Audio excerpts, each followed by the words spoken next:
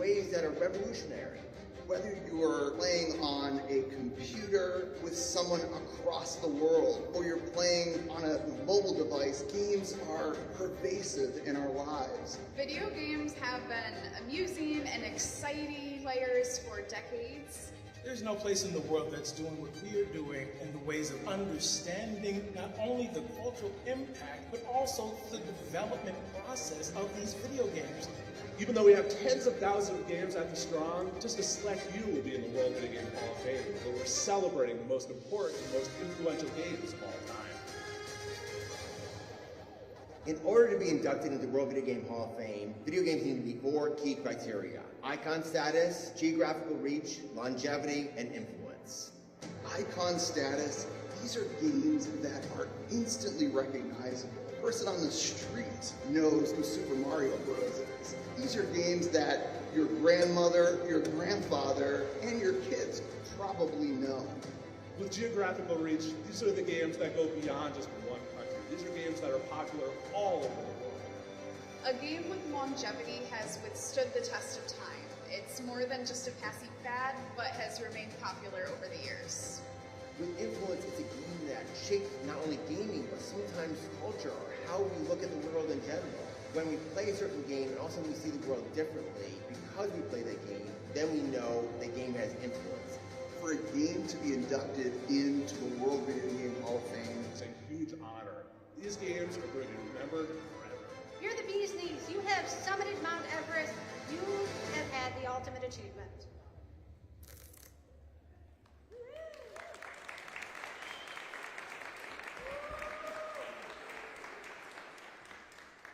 Good morning, and welcome to the 2025 induction ceremony of the World Video Game Hall of Fame. I'm John Paul Dyson, Senior Vice President for Exhibits and Interpretive Resources here at the Strong, and with my colleagues, I'd like to welcome you to today's event. Thank you for coming. This is a milestone year for the World Video Game Hall of Fame. We launched it 10 years ago because we believed that video games are the most consequential medium of the 21st century, and we still believe that today. In order to get into the World Video Game Hall of Fame, however, you need to meet 4 key criteria. These are the best games of all time. So you need to be games that stand out on the basis of icon status, longevity, geographical reach, and influence. These are the best of the best. Over the years, the program has grown, and to date, 45 games have been inducted over the past decade.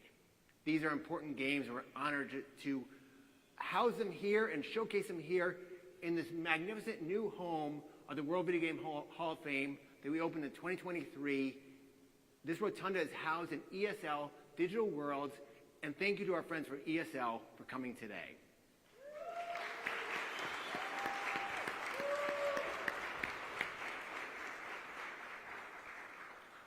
Now, I'm excited for you to meet today's 4 inductees into the Hall of Fame and to hear from some of the amazing designers, creators, executives who brought these games to life, and people who represent the companies that created them. Thank you to all our guests. After the ceremony, my colleagues and I will be available for interviews to talk about the honorees, and many of our distinguished guests will be as well. Now, to induct our first game, I turn it over to my colleague, Christy Heiser, Collections Manager here at The Strong.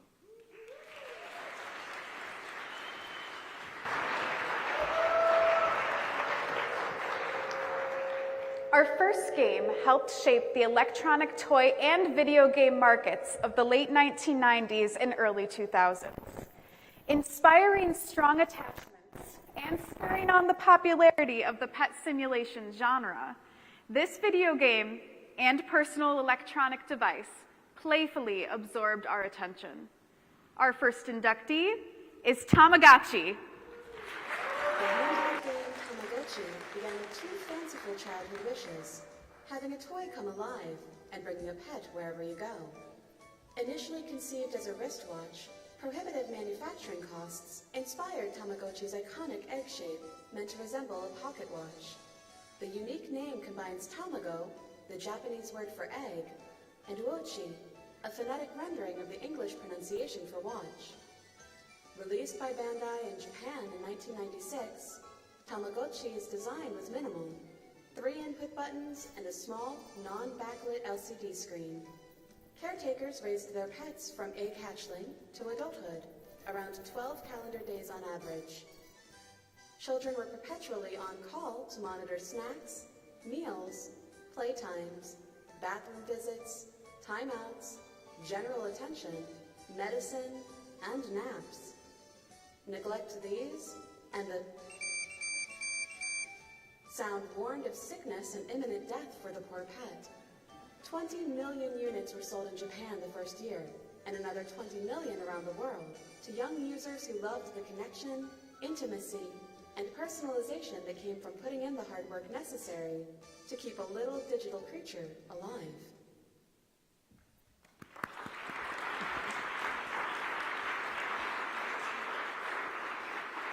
And now, for some special guests from Bandai Namco, Tara Beatty and Asaki Murakami.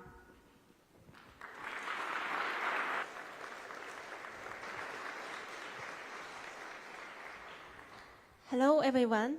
Thank you so much for this great award. We are so appreciated. So Tamagotchi, as you know, Tamagotchi is a brand. The basic play is nurturing pet. Depending on your nurturing, your Tamagotchi gonna be good boy or good girl, or sometimes bad boy or bad girl, as you know. So we are continue to keep this basic play, which is nurturing, and also depending on our trend and technology, we are continue to evolve our devices from a different approach. So thankfully, a lot of people continue to love Tamagotchi brand. We are so appreciated for everyone. We will continue to expand our Tamagotchi brand so that people can love Tamagotchi brand forever. Thank you so much. I appreciate it.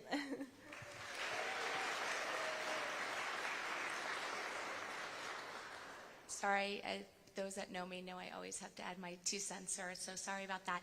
Just want to say thank you so much to the Strong Museum for inducting us. This is such an amazing honor. I know our colleagues in Japan are also very honored. We received best wishes last night, actually, about this.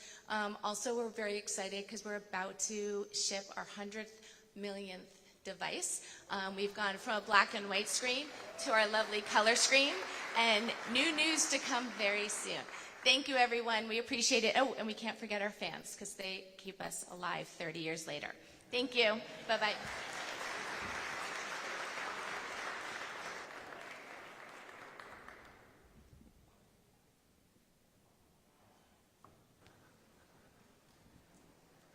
Hi, I'm Andrew, Director of Digital Preservation here at The Strong.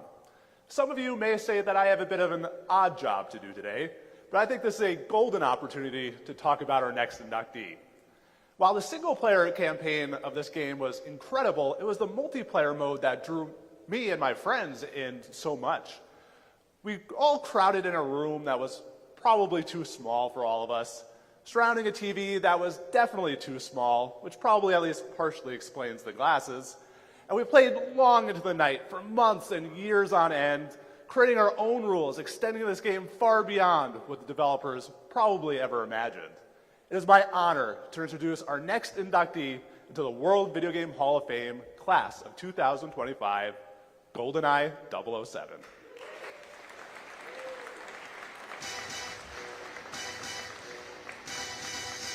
In 1994, Rare and Nintendo began developing a video game inspired by the upcoming James Bond film, GoldenEye. While titles like Doom had popularized first-person shooting games, the genre was confined almost exclusively to personal computers, and many of the games lacked detailed plots and multifaceted characters. GoldenEye 007 changed this. The richly imagined James Bond universe provided engaging stories and familiar faces. The Nintendo 64's 3D graphics, while limited by today's standards, added a heightened realism with detailed environments and special effects. The game's emphasis on stealth provided a strategic element, with players needing to focus just as much on intelligence as firepower. The game's multiplayer mode, however, is what truly made it significant. The split-screen mode allowed up to 4 players to engage simultaneously in deathmatch-style battle modes, 4 of which were based on other James Bond titles. such as You Only Live Twice, with players given 2 lives, and License to Kill, where players died from a single shot from any weapon. As players advanced in the single-player campaign, additional maps and characters unlocked in multiplayer mode. These innovative elements made GoldenEye 007 a bestseller for the Nintendo 64.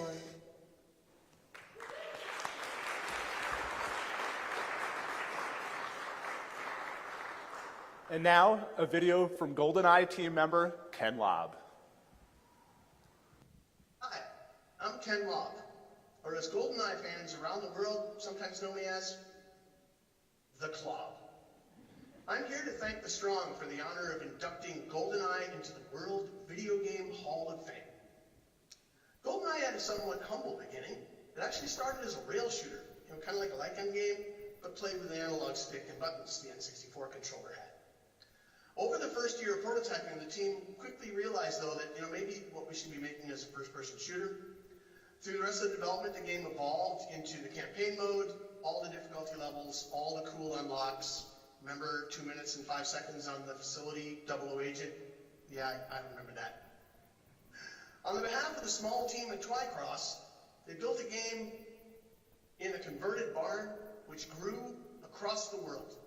They were actually a very small team, small enough that it's definitely worth calling them out here today. Martin Hollis, Dave Doak, Mark Edmonds, Carl Hilton, Duncan Botwood, B. Jones, Steve Ellis, Graham Norgate, and Grant Kirkhope. I want to thank them for all the great work we did, all the fun we had working on the game together, and of course, for giving millions of fans the first taste of what it was like to play a first-person shooter multiplayer on console. You can play that game today, actually. GoldenEye is on Switch and on the Xbox. It's also on Game Pass. Anyway, in closing, thanks again, Strong, for the honor of being here to induct GoldenEye into the Hall of Fame.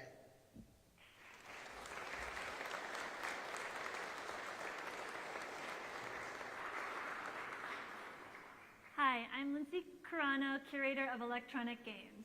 This next game helped bring PC gaming into the era of online multiplayer. While modding and level editing are common today, much of that popularity can be traced back to the passionate community that formed around this game. From pioneering online esports tournaments to influencing titles like Call of Duty with its legacy code, its impact is still felt today. The next inductee into the World Video Game Hall of Fame, class of 2025, and a personal favorite of mine, is Quake. A dark medieval world filled with peculiar technology and Lovecraftian creatures, Quake immersed players while innovating gaming. Unlike its predecessor, Doom, Quake's engine offered true, real-time 3D rendering. id Software built on Doom's popular deathmatches with Quake's multiplayer mode. Quake also popularized the servant client architecture system, now common with online games, allowing players to host servers and search for others online. Quake helped birth esports, as the first online national game competition, entitled Red Annihilation, used Quake. Nine Inch Nails frontman Trent Reznor composed the game's dark, brooding, unforgettable soundtrack. Quake's widespread mod support extended the average single-player campaign time, and many other games began life as Quake mods. The modding feature was not accidental, for Quake's lead developers John Carmack and John Romero intentionally made it easy for players to access and modify the game's assets. Players even created Quake movies, eventually known as Machinima, spurring a whole new way of using video games. Even Quake's code had a long tail, as dozens of different IPs, such as Half-Life, had elements of the game's programming in their core. From art, to play, to technology, Quake reshaped the games industry and its adrenaline-fueled image.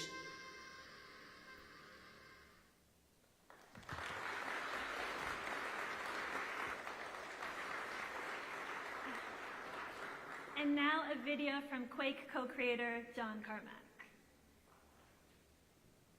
I am honored to have Quake inducted to sit alongside Doom. Quake was a really hard-fought development effort for us, where we wanted to make the same kind of generational leap that Doom had been over Wolfenstein, but we threw everything we had at it, and it was really a little bit more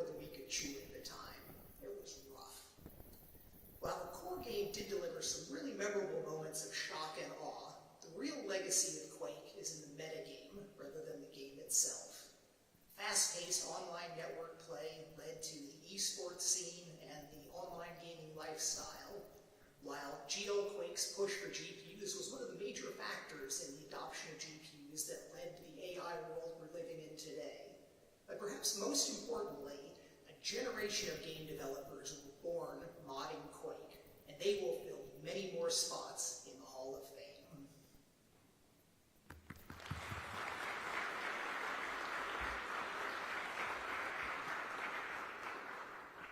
And this morning we have an extra special treat for all of you here. It is my distinct pleasure to welcome Quake co-creator John Romero.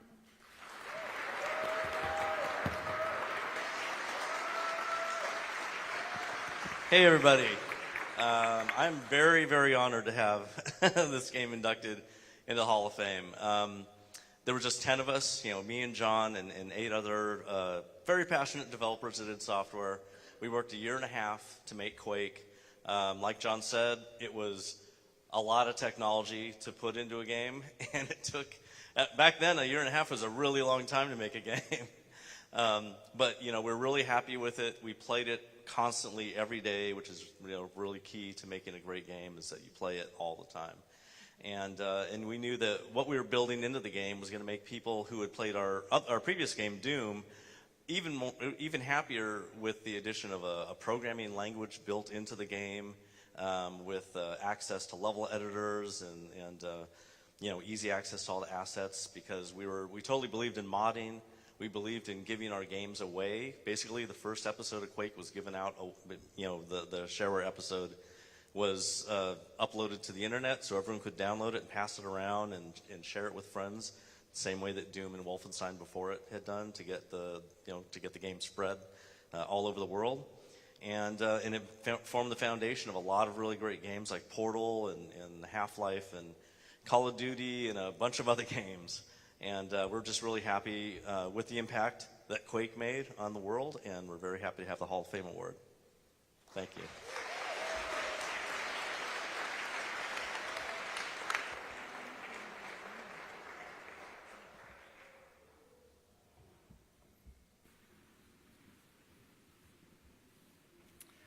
Hi, I'm Jeremy Saucier, Assistant Vice President for Interpretation and Electronic Games. Our final inductee raised the bar for arcade games when it first appeared in 1981. It was so challenging that it divided players into those who were dedicated enough to meet the challenge and those more casual players that really just wanted to have fun. Along the way, it gobbled up millions of quarters, and it blazed a new path for a pinball company to create some of the most iconic video games of all time. The final inductee into the 2025 class of the World Video Game Hall of Fame is Defender. Released in 1981, Williams' Defender challenged game design convention that the best video games were easy to learn but difficult to master.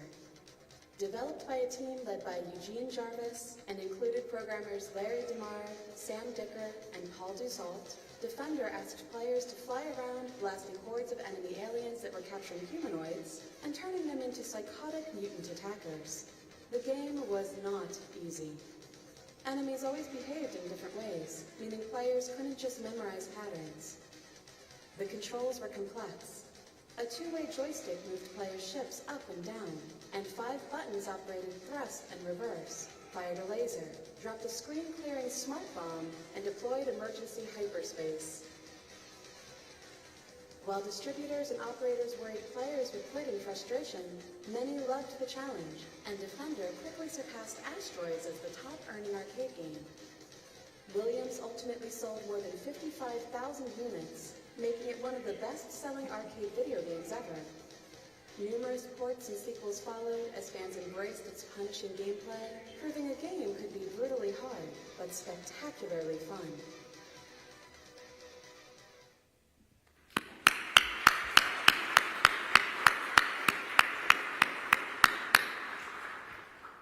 Now for something really special. Joining us this morning are 6 original members of the Defender development team. Come on down.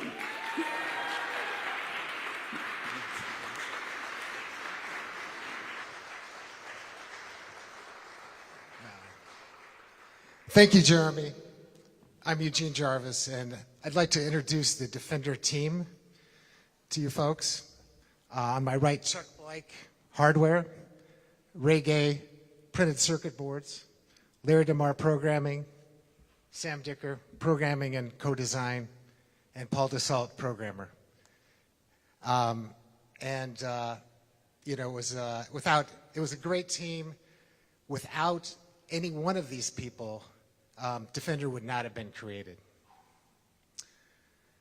Now I'd like to thank Jeremy and the Strong Museum of Play, and a massive thanks to all the Defender players, the millions of Defender players around the world who made this day possible. In 1980, we were the blind leading the blind in the Stone Age of video, struggling to turn a cold, dead, blank screen and 12 kilobytes of code into our first video game. We dreamed of a game called Defender, with not just enemies, but also friends, that went beyond a single screen to capture the thrill of spaceflight, where you had the freedom to go left as well as right, blazing your own path through a living, breathing, interactive world. A new universe with dozens of characters, insane synthesized sounds, and dazzling algorithmic particle effects. Being an interactive art, video games are nothing without players. And it was the players of Defender that truly made this game come to life. Taking Defender so far beyond our visions that all we can do is stand back and look on with wonder as the Defender players tell their own stories in this magical universe of creation and destructions. Virtuosos playing for more than 72 hours straight sometimes, creating cosmic dramas of good and evil, life and death, thrills and devastation, and incredible fun. Thank you, Defender players of the world, for bringing this game to life. And I also want to have a special thanks to Michael Stroll, our executive producer, Kenny Fidesza, our manager, and Paul Dassault, and Steve Ritchie, who could not be here today. Thank you very much.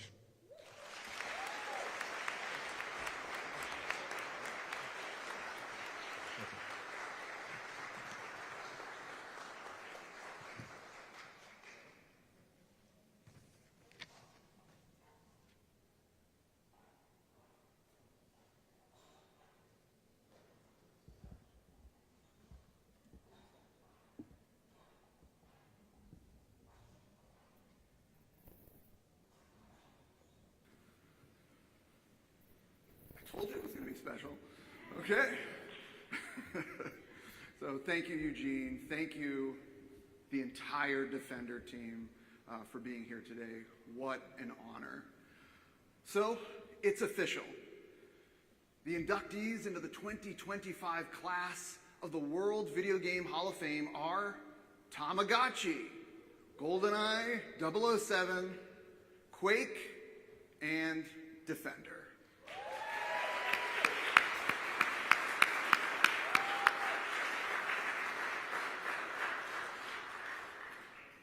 Again, my colleagues and some of our special guests will be available for media questions and interviews.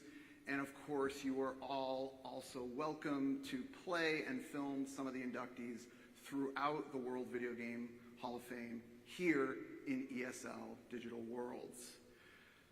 Thank you all for joining us today, and congratulations to the 2025 inductees into the Strong's World Video Game Hall of Fame. Have a great rest of your day. Thank you.